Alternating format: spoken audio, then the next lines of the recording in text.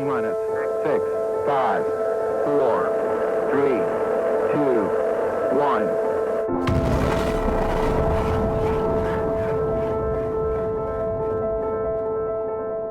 On December 5th, 2020, the SpaceX Dragon cargo spacecraft is scheduled to launch on a Falcon 9 rocket from NASA's Kennedy Space Center in Florida. It will be delivering science investigations, supplies, and equipment to the International Space Station. One of the deliveries will be a new technology developed here at Louisiana Tech University by Dr. Gergana Nestorova, an assistant professor of biology in the School of Biological Sciences. While NASA is taking steps to expand space exploration, they need to ensure astronauts on longer missions, like to Mars or to the Moon, will have all the resources they need to successfully complete their mission. One of those resources is food. Fresh, nutritious food that will help sustain the astronauts in an environment that will not. Right now, astronauts are dependent on regular shipments of freeze-dried and pre-packaged meals. But the farther they travel from Earth, the longer it will take for them to receive those shipments.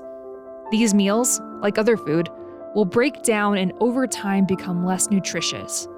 If astronauts have to survive without a new shipment for months or years, their prepackaged meals may spoil before the next shipment's arrival. So how did you get involved with Gergana's research?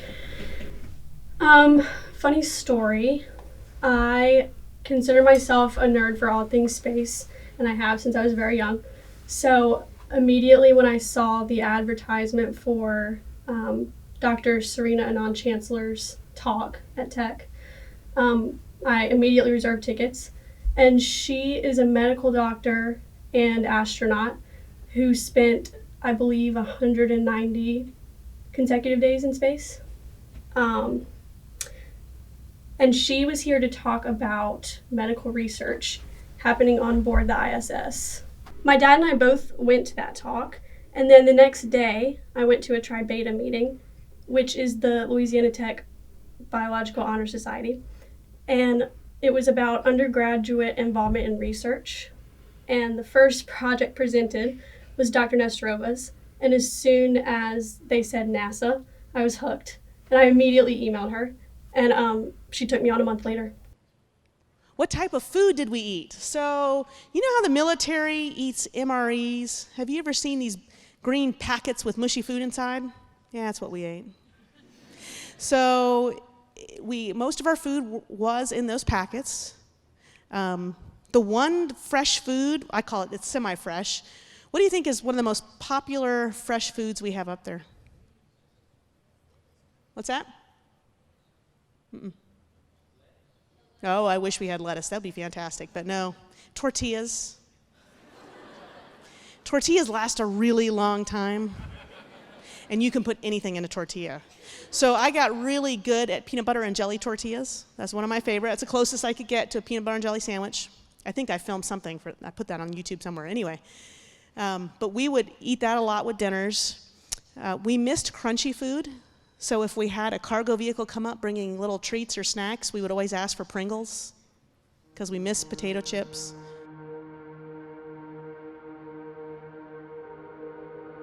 So we are trying to develop a product for astronauts to use on the International Space Station for gene analysis. Right now, their gene analysis system is very complicated, and it involves dissecting biological samples, mixing chemicals, and testing the RNA that way. Our product is a functionalized needle that you basically just poke into a biological sample like a plant matter, say a radish, which is what we're using right now, and test it directly from the needle. So our needles have chains of thymine, which again is a naturally occurring molecule in DNA. The mRNA has a chain of adenine molecules, which is also naturally occurring, but in DNA and RNA.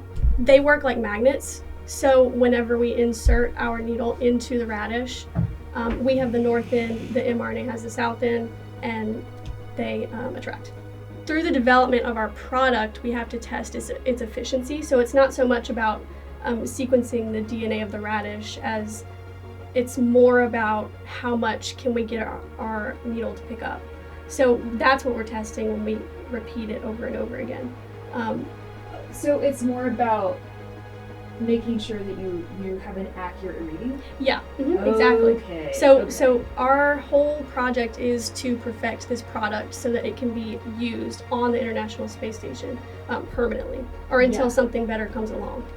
So the goal of this project is to test the feasibility and the compatibility of this single-step extraction method for purification of genetic material. So we want to test whether this method is compatible with the instruments on ISS. So to do that, we had to modify the attachment technology to increase the long-term stability of this probe so they can be stored for long periods of time on ISS. And so the main goal is to test whether this method is compatible with the instruments, and if that is compatible, if everything works well, then this could become one of the tools that is used on ISS for purification of genetic material. So they will receive 3 of these bags that will be labeled. They will have the tubes. Yes, they will receive 3 of these cups that will be labeled also, and inside they'll have the probes. And then they also receive 2 syringes of water and one of these grip tools. Okay. Not this one. So different components of this tool for extraction, purification of genetic material in space are cups that will hold the pins, and these are the pins that are used to capture the genetic materials. So in these experiments, the astronaut will insert the pin into a plant, which will be a radish, let it stay for 2 minutes, at least 2 minutes. That will enable the pin to capture the genetic material. Of course, they will coat this radish with 16 pins.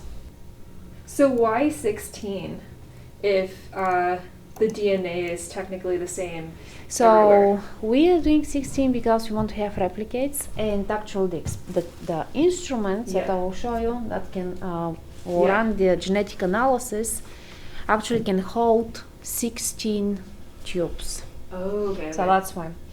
So after they incubate, the pin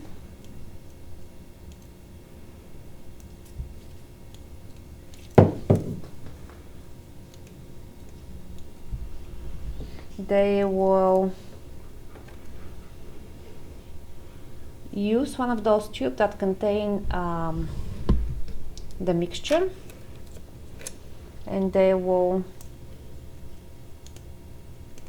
insert the pin into the tube at 20 microliters of water, close the tube, and then they will insert this tube into this instrument. So this is an instrument actually that is it's a loaner instrument. That's exactly what they use on ISS right now. And why is it important that they put that probe into the tube and into that liquid? Because the probe will contain the genetic material. So once you put this probe into the liquid and increase the temperature, the genetic material will be released. And it will be amplified. So the liquid helps to heat the probe? Yes, and the liquid also, it has all of the components that are required for making multiple copies of this gene that we are looking at, so that we're able to measure the quantity of this gene in biological sample. So I promised I'd talk to you about where we're headed. So where are we headed by 2024? I hear Mars. Well, certainly the moon first, right? If we could get to the Mars by 2024, that would be fantastic. We're not ready for that yet. So we've got to practice first. and we need to do it on a place that's close, 3 days away. Allows us to learn how to build habitats, test engineering design, grow food, protect the human. We need to practice all of this before we head to that big red planet, because that is a long journey. That is a 6 to 9 month journey, so you want to be as prepared as possible before you head in that direction. A lot of people say, NASA, you can't do this? Too ambitious? Well, certainly a lot of it depends on the budget we're given, no question. But do we have the engineering science and the expertise? Yes, we do. Do we need more workers and students and chemists and scientists and engineers to help us? Yes, we do. So please come join us, because we need you. But we are shooting for this. Every other country is. It's certainly something that we need to do in order to get ready to go back to the red planet. So we're excited, but the clock is ticking. So as fast as you can come join us at NASA, I don't care which NASA center, please come. We'd love to have you. What's it been like doing this research as an undergraduate student? Oh, incredible. I didn't even know that undergraduates could do research until I went to that Tri-Beta meeting. And so I thought, well, I'll just explore my career options, because there's only so much you can do with a biology degree. So it's been incredible. I mean, especially for me, because I have cystic fibrosis, which is a genetic lung condition. And so I'm a direct beneficiary of the gene analysis over the past 3 decades. So it's really cool to be on the front end of that. Hopefully, the technology Dr. Nesterova developed will allow NASA to more efficiently observe and analyze the plants grown on the ISS, so that space farming can progress and astronauts can build a sustainable habitat for themselves on the moon and eventually on Mars.